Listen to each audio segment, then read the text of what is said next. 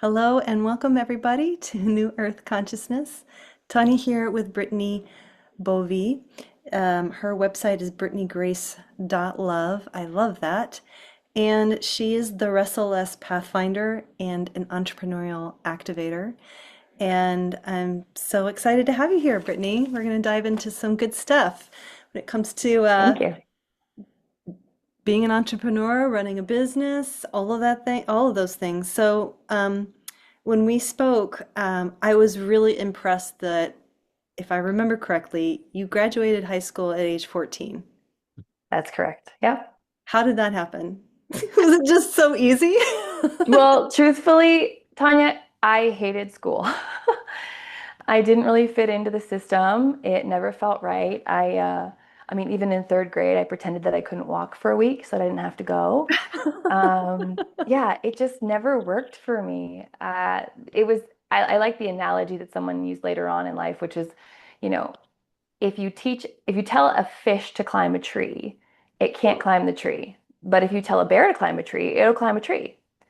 I felt like a fish trying to climb a tree when I was in school. Yeah, yeah. I have to say, I recall being in like third grade, and every Sunday I would cry because I had to go to school the Because next school's the day. next day, right? Like It was it's awful. crazy that our kids feel like that, right? That we felt like that, Yeah, right? yeah, And that actually kind of transitions into the whole work thing, which is a lot of people cry knowing that the weekend is over and they have to go to work the next day. true. We're just regularly traumatizing ourselves Well, by doing and this thing that we hate. yeah, and we've been groomed for that, really. I mean, that's what the education system is all about, and it's not about empowering people at all. It's about there's a system we want you to participate in and don't rock the boat. So, Yeah, yeah. So, yes. anyway, I was so actually designed that way. Did because it to used to be rock the the boat? American, yeah, the educational system was designed to make us Oh, yeah. employees. Because it used to be the American dream was creating your own business and being an entrepreneur. And Me too. then Oh my and God. then eventually some entrepreneurs got together Yeah, and talked with the banks and talked with the government, and they were like, hey, if we make this educational system right. the American dream to get a really good education and work really well in someone else's organization, now we're feeding our entrepreneurial efforts, Hmm. which is just Yeah. Yeah. But thankfully, like with the Aquarian age and, we're moving out of the Kali Yuga, like things are changing. Things are changing. People are waking up, and so I really would love for you to share like your own personal journey. Like you got into the workforce at a really young age, yeah. and I have to tell the audience this if this is okay. Don't be fooled by Brittany's looks. She is not 20. She's a grown-ass woman. Okay? It's so funny. Yeah. And yeah, so because I had to Yeah, ask her when we met, I was like, "How old are you?" She's like, I "I'm," get that a lot. I yeah. get that a lot. I was like, "Oh." I think when I get to my late 40s, people will start to listen to me a little bit more, but like right now, I just have to prove myself. Let that But that's change. okay. That's Yeah. okay. Um, yeah. So my story, a little bit that I already told you, is graduated high school at 14 because I didn't fit in school and started working right away. And then I job hopped, I would say, every couple of months to every couple of years for about 5 years. And in that time, I saw such brokenness in organizations. I saw everyone going to work and hating their jobs. It was like if you were happy at work, it was the exception, not the rule. And I couldn't accept, the same way that I couldn't accept school being so awful, that life had to be like this, right? If we have to work, does it have to suck? And so I thought I was going to fix work from the inside out. So eventually I said, okay, if work is so terrible, how can I fix it? All right, well, I see a lot of communication issues. So I got an undergrad in communication. And going back to college much later in life was so cool. I went back at 20 something Mhm. and just like it made sense to me finally. One of my professors said to me, do what you love and the money will follow.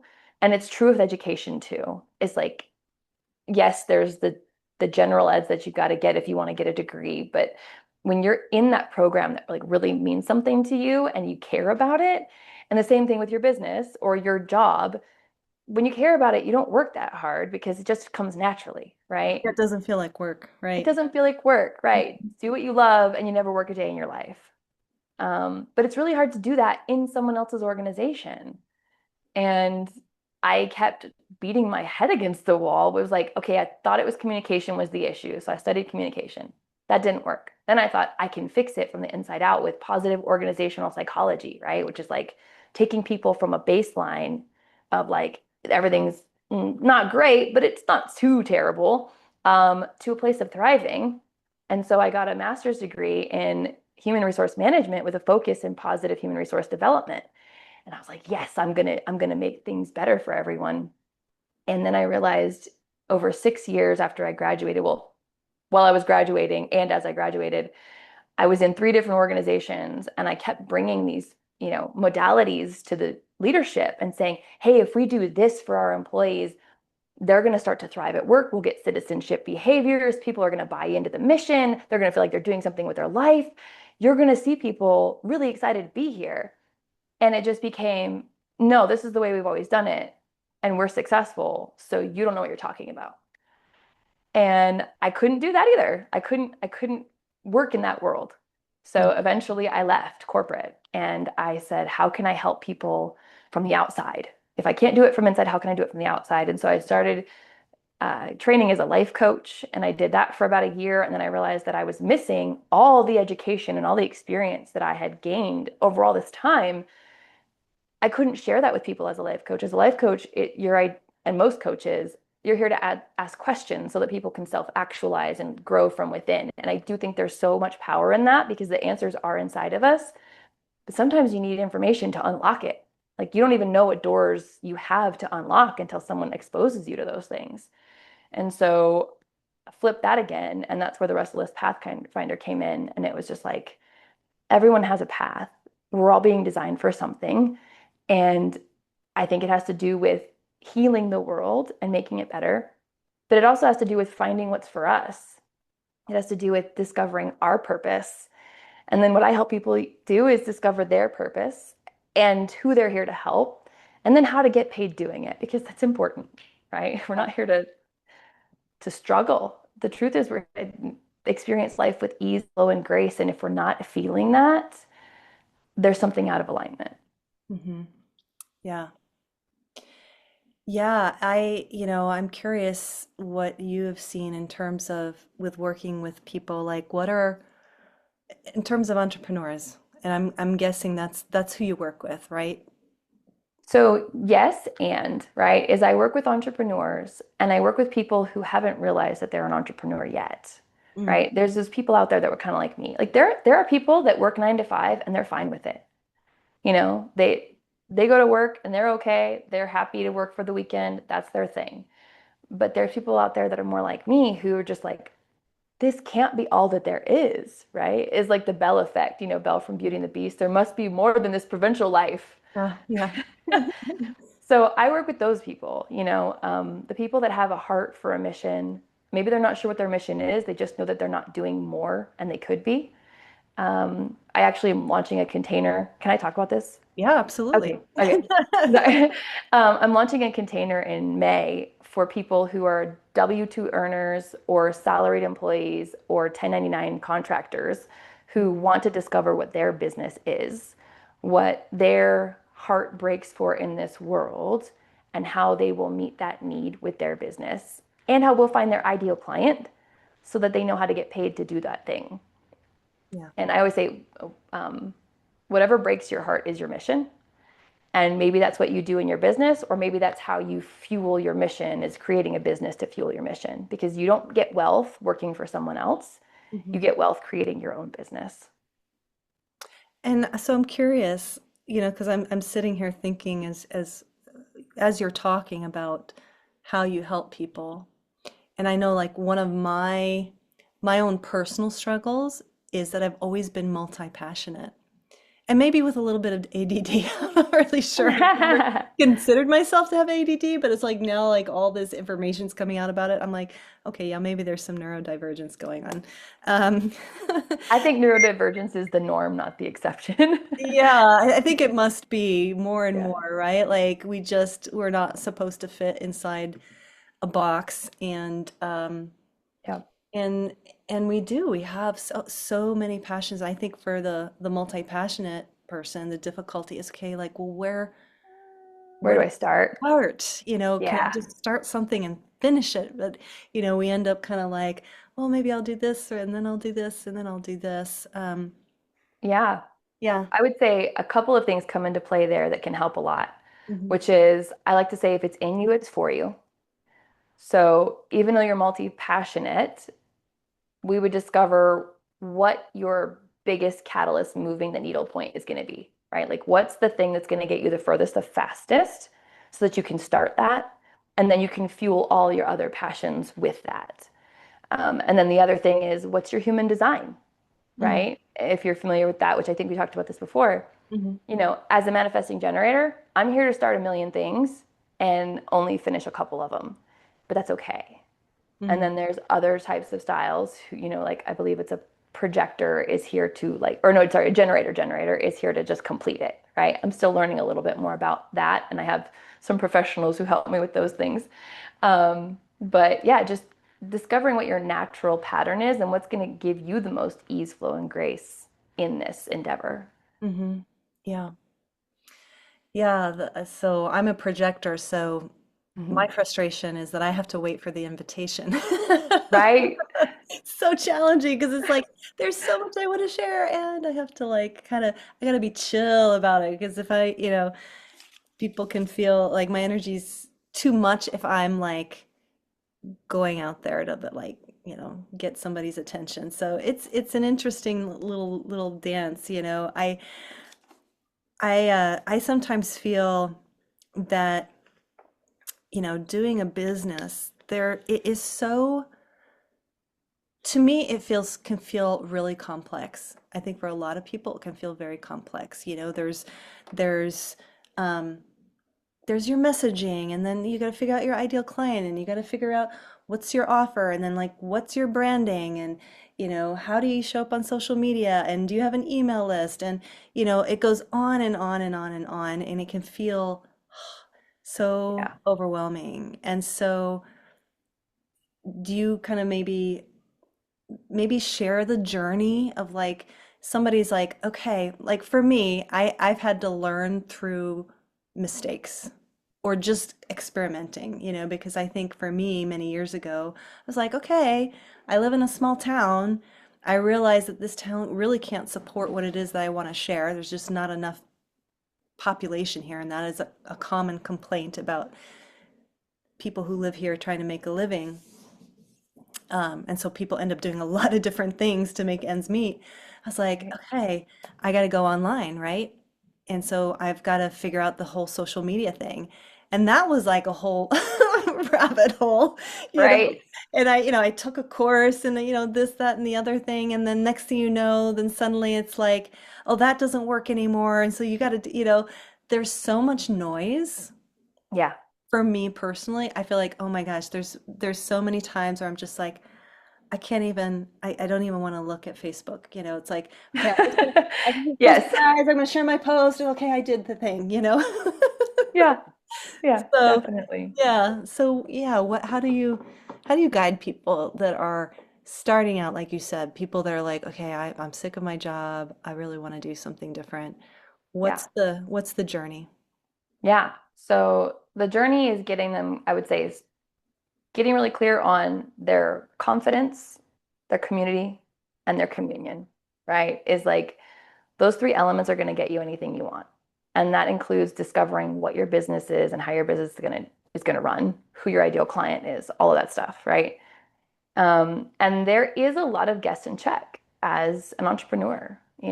You throw spaghetti against the wall and see what sticks. What's cool about people that are in a W-2 role or a 1099 contractor role that haven't just jumped all in is they have a little bit of time, Hmm. right? They have time to kind of test some things, see what sticks, take a little bit slower if they want. Yeah. Um, I do encourage people, though, not to get too comfortable taking their time because if you don't burn the boats, you didn't make the decision to go all in on yourself. And that safety will sometimes prevent you from getting that leap, that quantum leap in your business that you want. But the way that we solve that is starting with your high ticket offer, Hmm. right? You only, Sorry about the things. that's okay. Anyway, keep going. That was perfect timing, right? Your high ticket offer, ding. Like I couldn't have done that better on my own. Um, like a lot of people, okay, let's say W-2 earner, and I'm gonna go big with this, right? Because I have a friend who's looking into potentially working with me. He makes 240K a year. That's not the average W-2, but Mm-mm. that's what he makes.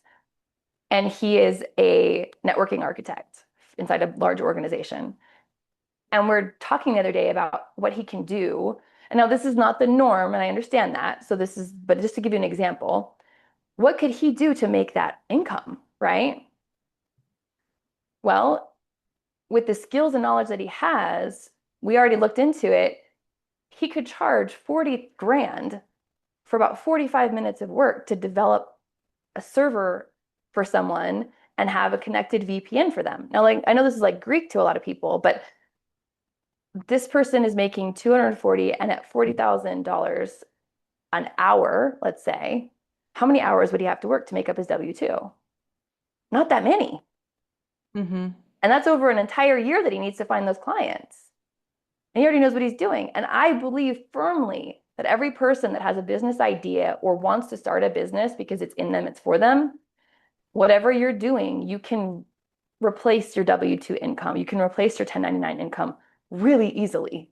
It doesn't feel like it at first, right? You go, well, right now I'm making 60K. Right now I'm making 100K. How could I possibly do that? Okay. Let's say you have a coaching offer, 10 clients at $10,000. You just replaced your income. Or if you're only making 60K, Hmm.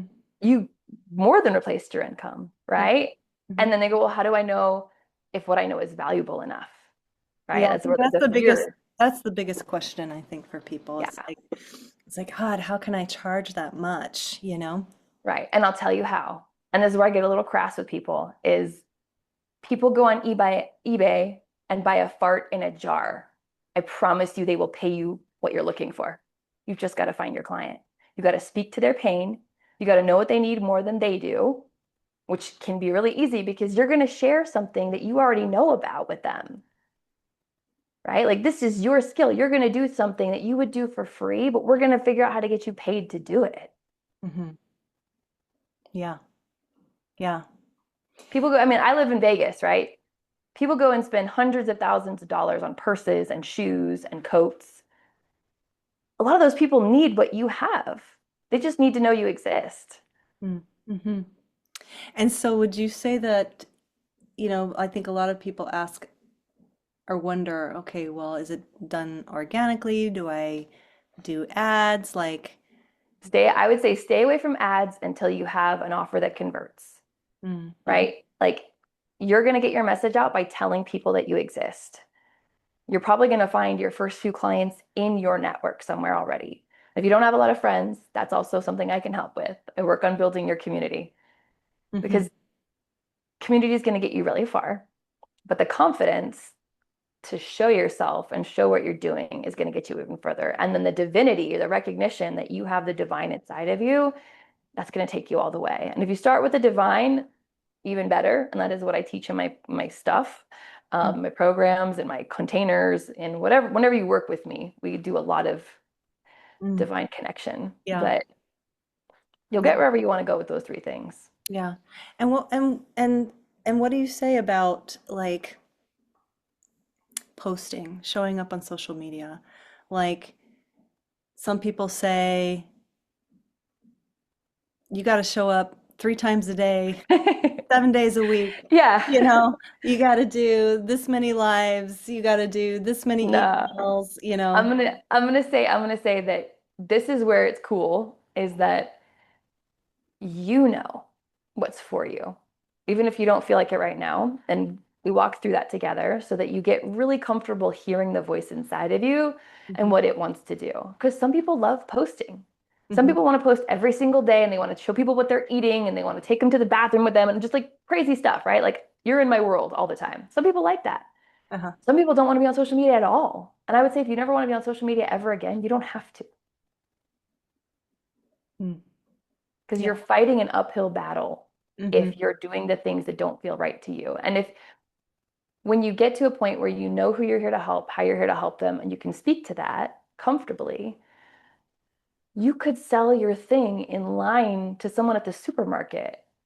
It's just, you Yeah. never have to go on social media again. And then if you get to a point where you want to do that, you can always hire somebody because you're already be selling your offer. Hmm. Yeah. Yeah. Yeah, it's such a journey, the entrepreneurial journey, and I know people have heard this, but it really is not for the faint of heart, and it will bring up all of your stuff, Oh, yeah. all of Definitely. it. Am I allowed to curse on here or should I spell it Yeah, out? no, you can curse. It's not for Okay. kids. Okay, cool. So that's where I get all my clients to practice the motto of fuck it. Okay. When something comes up, you're stressed, you're feeling imposter syndrome, you're feeling overwhelmed, right? Fuck it. Okay. That's F is find the feeling. You got to figure out that emotion, what's happening inside of you, feel it, right? Honor that. U is uncover the lesson. What are you learning? What's this teaching about you? What's this teaching you about yourself? And what's this teaching you about the situation that you're in? Mm, yeah. There's a book called something like that, The Subtle Art of Not Giving a Fuck. Oh, yeah, exactly. Yeah. And then C is to communicate. If Yeah. you if you need to speak to someone else about it, to get your words out, to go through it, do it. Don't ruminate on it. Don't complain about it a bunch. You're not complaining, you're communicating. You could write it down. You could make a video of yourself. And K is keep going. Hmm. Because if you stop, you weren't serious about it in the first place, right? The universe is not going to give you something that you're not serious about. And then if you want to go all the way, the I and the T, the I is to identify the trigger because something inside of you got triggered. So what was it? Where is that coming from? What's that wounding? And then T is trust the process. Hmm. Yeah. You got this. Yeah. And what would you say is like, in terms of sharing what you do, a lot of so much of selling is about building that trust, building that relationship. And what I've noticed a lot of times, not always, but sometimes where it's like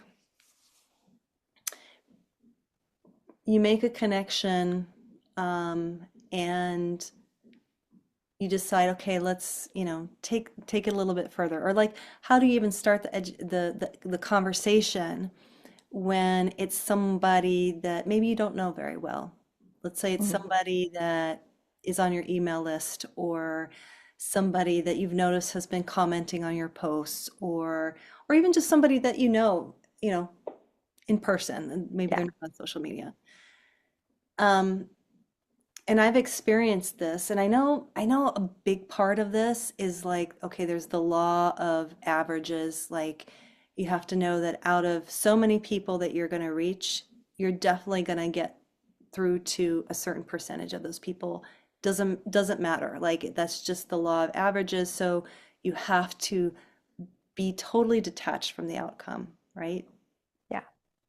But as far as like even just opening the door, where a lot of people, even if you're approaching someone and let's say you really are just coming from a place of detachment of like, hey, would love to connect. I've been learning something that I'd love to share with you, or whatever the thing is, or your offer. And it may not be for you, but I'm really just looking to network, right? Mhm. And the person's just like, oh my God, they're going to try and sell me something. Like Yeah. it's like you farted in the room and they're just like, oh my God. you're talking to me, Yeah. you know, Yeah. please don't talk to me. Like, I think that a lot of people, maybe on, and maybe it comes from social, well, I think in general, I think people are carrying this fatigue of like, oh my God, everybody's trying to sell me something, you know, Right. like Right. all these emails. Oh my God, how did my email box get so crazy? You know? Yeah. So, so how do you cultivate, what are the ways that you teach people in cultivating those connections? Really from a true place of like wanting to serve and being detached, you know, it's like, you know, Yeah. just dropping those seeds and knowing like, okay, this is, you know, I'm just sharing that I'm here and maybe you know of somebody and, you know, maybe they think of you 4 months down the road or, you know, whatever it is. But getting that Hmm. door to open in the first place. Yeah. That's a good question. I would say there's a few ways to approach it, and it's it's whatever feels right for you. I say that a lot. But what I find as being the most helpful is when you're uncomfortable with selling, right? When you're uncomfortable with reaching out and asking for that, it's Hmm. like a stinky cologne. People smell it on you. Hmm. You don't really want to approach them, and that energy is already off. Hmm. So don't approach somebody if you don't want to approach them.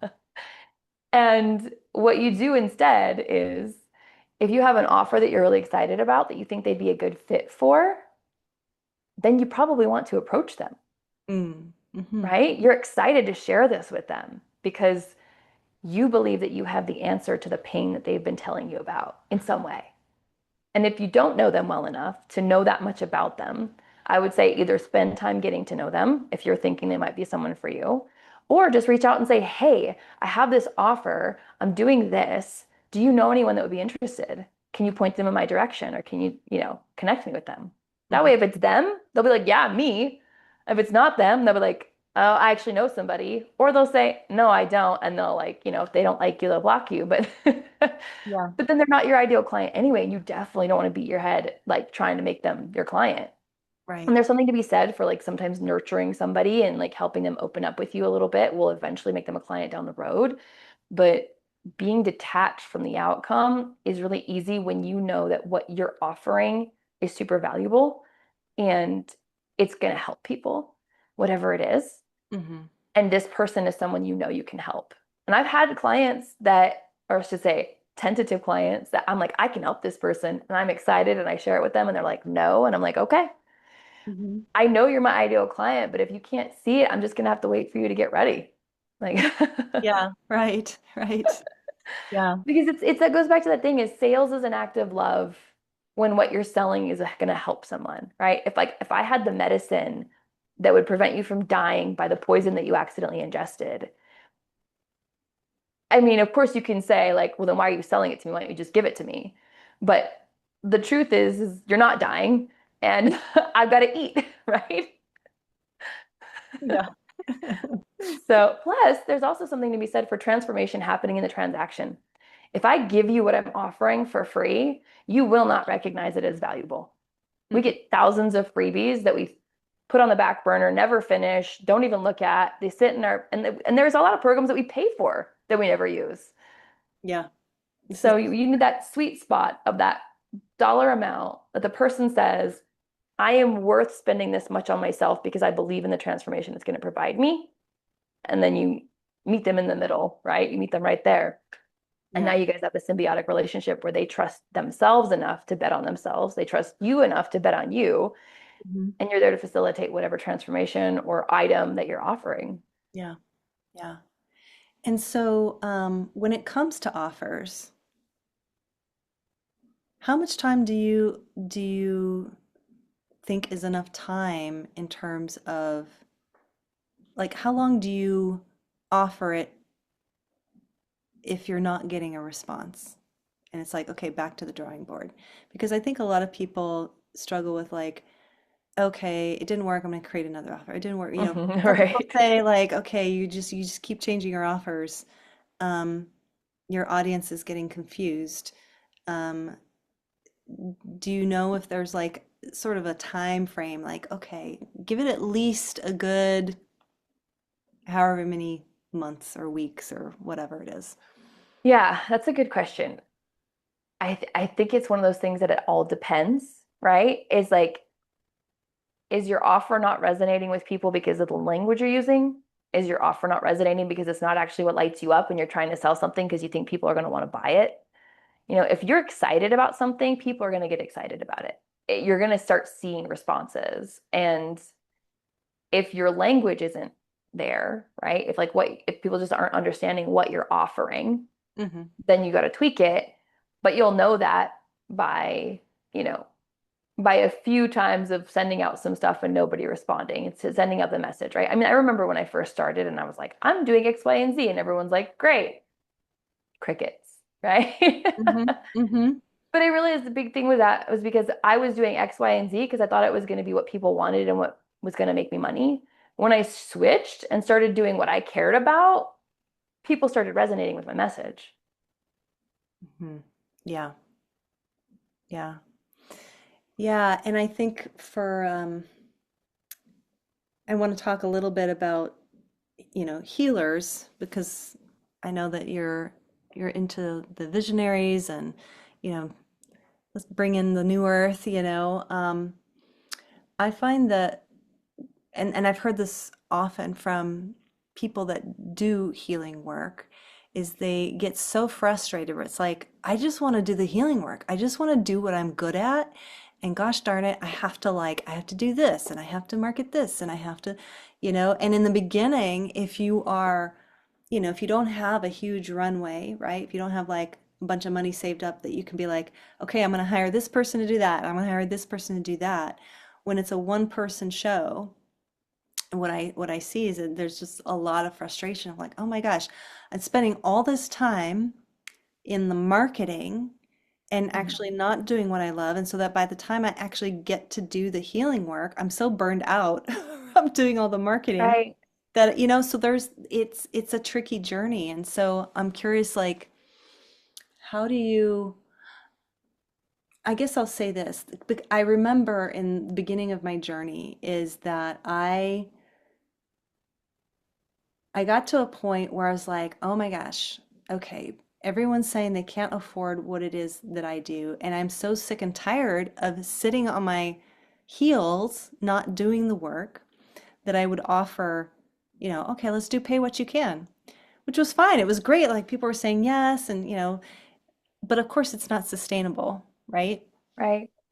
So it's very, and so it's, there's these two extreme polarities of like, okay, I could have all the clients and do a ton of work but not get what I paid or what I need to get paid, or I can try to market, make the sales, but then everybody keeps saying, well, I can't afford it.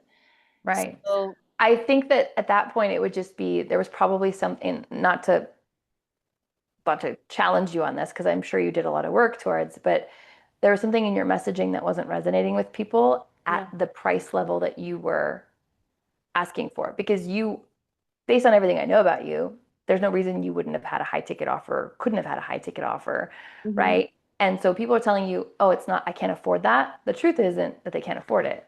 The truth is that whatever you were saying wasn't speaking to their pain enough to make them see that they Hmm. were going to pay for that. Yeah. Right? Because people will Yeah. put things on credit cards when they want to. Yeah. And it's not saying that you want to have everyone put stuff on a credit card, but it's like, is it that they can't afford it or is it they didn't see the value in what you were offering? And it's only because of the language, not because of what you were actually doing. Yeah. And so in marketing, is it always addressing the pain points? Or is it also, okay, you've got this pain point, um, but you know, whatever. I don't know what Yeah, the it's other so option is. I would say it's kind of a yes and. The pain points will sometimes get people like hooked in, right? Yeah, Like, oh, I feel that. But yeah. the transformation is what you want to sell, right? What are they going to feel after? Don't sell them the recipe, sell them the cake, Hmm. Yeah. right? Hmm. And what would you say about things that are, let's say, and I know this probably goes into the process of seeing if how people, someone actually qualifies, because if you get someone in your container and like, okay, this person is got way too much going on or they're not ready for this work, but in the coaching world, whether it's, and I just come from the healing space because it's intangible, right? It's Hmm. like this is the potential, but this is the level of work that we're going to do. What would you say to, because I'll see coaches often complain like, oh, I signed somebody up, I gave them everything that I had, and now they're wanting their money back or whatever because they're unhappy or they're dropping halfway through or, all of those things. Because it can be hard to guarantee something. Like if I had, if I'm selling, we have a goat dairy, so easy to sell cheese. Oh my God, because it tastes good. You like, Yeah. try this cheese if you like it, buy it. Great. They taste it. Oh, it's great. Okay, you buy it. It's like it's so easy, right? But when it Hmm. comes to like transformational work and that kind of a thing, healing work, it's because that space is so like you really don't Nebulous. know, right? Yeah. Yeah. You could get the transformation in this many sessions, or you could be with me for 6 months and, maybe it didn't, we did what we could and you got only this far. Maybe you didn't get all the way that all the way towards the goal that you wanted to reach. What would you say to that? Yeah, I would say if that's something that's happening to someone regularly, right? If it's like Mhm. they see that as a trend with their clients. Now, there are always probably going to be, not always, there will always be people that kind of sneak by your filter, right? They end up in your container, they weren't actually ready for it. That happens. But if you're seeing it as like a regular thing, then you're probably reaching the wrong audience with your messaging. Again, it's kind of like you're getting people into your container who aren't actually ready for what you're offering. Mhm. Especially with healing, like you need to make sure that those people are on board with whatever they need to do to facilitate their own journey, right? It's the same thing with coaching. Mhm. If my client is not already doing any sort of personal development, growth, anything like that on their own, they're probably not going to be willing to work with me, or they're not going to work well in my container because they're going to be required to do a lot of things. They have to do the work to make it happen. I can't do it for them. And just like healing, Yeah, there's channeling, right? There's quantum physics. Like there are some things that people can get healed from, regardless of if they're like playing along or not. right. But a lot of it has to do with like, how are you stepping up? How are you showing up differently? Like, what are you doing to facilitate that transformation? And so I would say for someone like that, if it's a lengthier program, have check-ins, right? Are you getting the transformation that you're expecting by this point? Have you seen anything changing? Like what are you, what's changed from the day that we started to now, right? And like keeping those check-ins so that that person cannot deny the transformation that is happening. Yeah, so true. So true. Yeah, people forget. Right. They really do. They really If you forget. don't keep some sort of log of how you've changed, it feels like nothing's changed. Yeah, But it's so not true. it's so not true. Like right now, right? We're in a hotel. We've got like a cat that's having surgery. We've got all this like all this stuff is happening. We're in the eye of the storm. And in my mind, I could go, "Oh no, everything's happening to me right now." But the truth is, 10 years ago, this would have been an unimaginable, stressful tragedy. But Mm, now it's kind of like, well, that sucks. And that's from like internal transformation and my journey, right? Is like anyone looking at my life right now would think it's a dumpster fire, but I don't feel that way. yeah, I know. It's so funny. It's so funny. It's so true. Like I have to share, I remember doing a session. It was for a friend. It wasn't a paid session. Dear friend. And I said, okay, well, what's your intention? And she needed to get into surgery is really what needed to happen. And the hospital kept pushing it out, pushing out, pushing out, right? I said, okay, well, let's do a session. It was sort of quantum work. So we did the session and she's like, I can't remember what it was. I think she got the session and like the next day the hospital like scheduled the and I'm sorry, I don't know how to turn off those dings. The hospital scheduled the surgery. And I was like, wow, that's so amazing. And so I had to ask her, I'm like, so how was the session for you? I wasn't that impressed. We did what you asked. What? Oh, I know. Right. That's or sometimes people will ask for things that they're not really ready for. right. Oh yeah. Where they're like, well, I had one client, she's like living with her sister, and she came to me, she's like, well, I am just so sick of always, like, she was like this constant traveling woman, you know. I've been Yeah. moving around my whole life and I'm tired of I've been doing it for, I don't know, 10 years or something. And I really just want to have a home, you know, I want to be settled in my own place and I'm living with my sister and blah, blah, blah. It's okay, no problem. So we did the session. I love, you know, it's so funny, you know, how the universe is. And so we did the session. I check in with her a couple days and she's like, that's awful. I want my money back. My sister kicked me out. I was like, well, you got what you asked for. Like, you literally, like, if you're sick of like not being in your own space and you're living with your sister and you're asked, like, you know, sometimes the universe is going to kick us in the butt, you know. Yeah. But It anyway, gives that, you what you want. yeah, it gives you what you Yeah. want. And Yeah. so, anyway, that being said, really, that was a rare thing. I think she was really the only person I've ever had who asked for like her money back. I'm like, Right. that's fine. Have your money back. It's cool, you know? Sure. You got Um, what you wanted. yeah. Yeah. But yeah, I know it's funny, you know. And that's a whole perspective thing. That's what we'd have to Yeah, like, we yeah, get to navigate, right? Is like, how do we shift our paradigm every time we're in a new space and a new lens? yeah. Something happens, and that's where you know, like, this happened and I feel yucky. Hmm. Okay, why do I feel yucky? Right? Like, what am I learning here? What's the lesson? Where's the blessing? Hmm. Are we Yeah, really in trust and surrender that everything is happening for us, through us? absolutely. And even Yeah. in entrepreneurship, like, you know, if you're finding yourself in a at a low point or whatever, it's so easy to think that, oh, it's not working. And you could literally be one step away Yeah. from a big breakthrough. And so um, Yeah. I've come to learn it really is just there is a mystery in all of it. You know, I do think that in our mind, we can get really stuck in our head, not, you know, in terms of the path, right? And then what I've come to learn, it's like you've got to be, there is a co-creation happening. Yeah. Maybe speak to that because I know as you know, you really bring in the divine aspect of things. And so yeah, maybe speak about that some.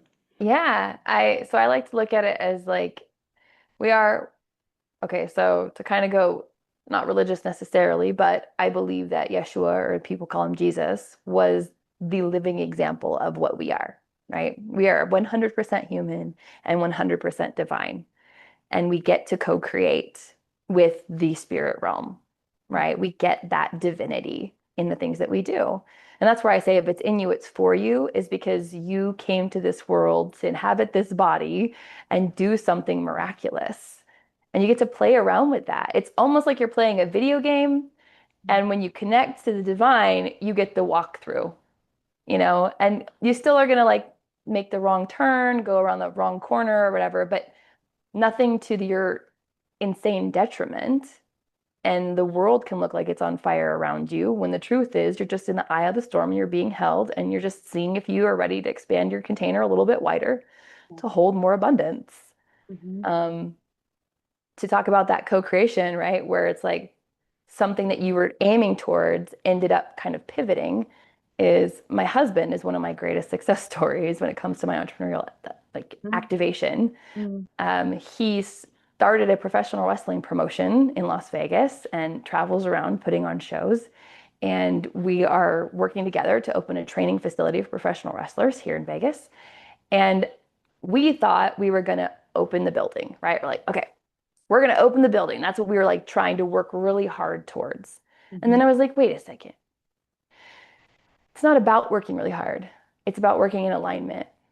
So let's start going with the visualization of what it looks like to have this building, what it looks like to train our wrestlers, and what it feels like to have that daily activity of spending time with people that we are here to love really well, to help them live out their dreams as professional wrestlers. Like, what does that look like for us? And so we just kind of like played with it a little bit, right? Mm-hmm. And then energetically, right, it was like this everything aligned. Suddenly, someone offered us a professional wrestling ring, so we didn't have to rent one anymore. Then someone else said, "Hey, we just moved into this new house. It has a big enough backyard. Would you want to set up a ring and train people back here?" It's like, yeah, like we were so hard focused on we need to open a building, we're going to save up money and da da da da da. Yeah. And then it was like as soon as we energetically became the people who are okay with we are wrestling professional wrestling trainers. Yeah. Oh, here's the ring, here's the space, Yeah. right? Hmm. It's really true. I think I have found in my life that the things that I desire just come versus if I have a desire and I think I have to work at it to make it happen. Yeah, It's so exactly. crazy, but it's really true. It's really true. Yeah. It's that be do have, right? It's like Yes. you be the person who does the thing, who has those things that you want, not do the stuff, work really hard, and Yeah. then you get to have the thing, and then you'll be happy, then you'll be rich. Right. And it doesn't work that way. You get the thing and then you're like, you realize it's empty. I mean, it Yeah, is. It's empty. It's it like is. It's hollow. it's not gonna fill you up. It really isn't. Money is not, I mean, money is It's a tool. energy. It's energy, but if The it's like, tool. one of my coaches, he said, he remembers he worked so hard. He was like, $1 million, it's my goal, right? And he had a very intense journey. I mean, it was like he decided to quit. He was going back to school for his MBA and dropped out of the program, much to the chagrin of his parents. And he's like, "That's okay, I'm gonna do it." And he was like living out of his car. I mean, living out of his little office space. Like he was like, broke really. And but he had such passion and drive, right? He's like, "Oh, I'm gonna make the million." He gets there, he gets to the $1 million mark, and he's like, "And I was so depressed." Yeah, He's like, "I I got hear there, that I all the was time. like, I'm so depressed. Like, I did it." And there's no fireworks, there's no like, ah. Yeah, He yeah, had to contend with that of like, okay, I got the million. Now I realize I gotta get back in touch with my why. Why am I doing this? yeah. It's like you said, what you said in the beginning. What is it? What are you willing to die for? Isn't that what you said? Or what are you willing to, um, there was a phrase you mentioned. Oh, I'm not sure. Damn, shoot, Yeah. it was so good. No, it was like, what are you willing to, it had to do with your heart. Like, Oh, the what breaks your heart, what right? breaks your heart? Thank you. Not What what you're breaks willing your to heart? die for. Yeah, yeah. But I do Right. also like to say like so it's funny you said that. I do always say it's like, is this the altar you want to die on? Mm-hmm. Right? You're sacrificing yourself on this altar. Is this the one? Is this the thing? Is this the True. thing? And is $1 million the thing? You're going to give up your life and everything for $1 million? Is that worth it? Yeah. Usually no. Usually it's Right. not the thing, but a lot of people fall in that thinking, and it's really, I think it's really about one enjoying the journey, and then ultimately like, um, who have you become in the process? Like, are you more giving? Are you less fearful? Are you, like Yeah. living life more fully? Are you more connected in your relationships? Like, that's really what I think, when we talk about Christ, it's like Yeah. really what it is. It's just really driven by love and yeah, Yeah. driven by love. Driven by love. Radical love. Yeah, we Yeah. need more of it, big time. Yeah. Yeah. So mention to us again what you have what your offering is right now that's coming up. Yeah. So I have a couple. Is that okay if I just share what they Mhm. are? Okay, Mhm. great. I have a couple. I have it's I like to call it the foraging path container, right? Is like this is a new thing that I'm doing for people because I've worked with a couple people one-on-one and it's gone really well. So now I'm going to do a container of people. This is for W-2 earners or 1099s or salaried employees, people who are already doing a little bit of personal development. They're kind of like trying to figure out what their space is in the world. Um, it's after my own heart because I worked my way to executive director of a Los Angeles nonprofit and realized that wasn't it. So if you are like climbing the achievement ladder, but or you're somewhere in this world and you just know that you need to have more time, more space, more money because you have something that you're here to do and it's not working for somebody else, then come join me at this container. You'll be a founding member, and so you'll get founding member prices, which is great. Mhm. And you'll be working with other people who are on the same journey as you. And then I also do one-on-one coaching with people for people who are not necessarily looking to start their own business if they already have a business and it's just not lighting them up like it used to, or they're not making their income that they're hoping they would like to make, but they haven't figured out how to do that without adding more to their plate. I love to work with them as well. And yeah, Amazing. Yeah, so brittanygrace.love. You can learn all BrittanyGrace.love. And about if you want to email me, it's just love@BrittanyGrace.love. that. Awesome. Yeah, right on, right on. So thank you so much, Brittany, for being here and sharing your wisdom and your experience. And I mean, there's so many good golden nuggets that you dropped here. And yeah, we need people like you definitely to support those that have a vision. And um, there's so many of us that are here to bring in the light. And so it really is such an honor to have you here and to have you be part of the collective. Thank you, Tanya. I really appreciate you having me. It's been wonderful chatting with you. Yeah. Awesome. And then to the viewers, please like, share, subscribe, check out Brittany's website. And until next time, be well. Too.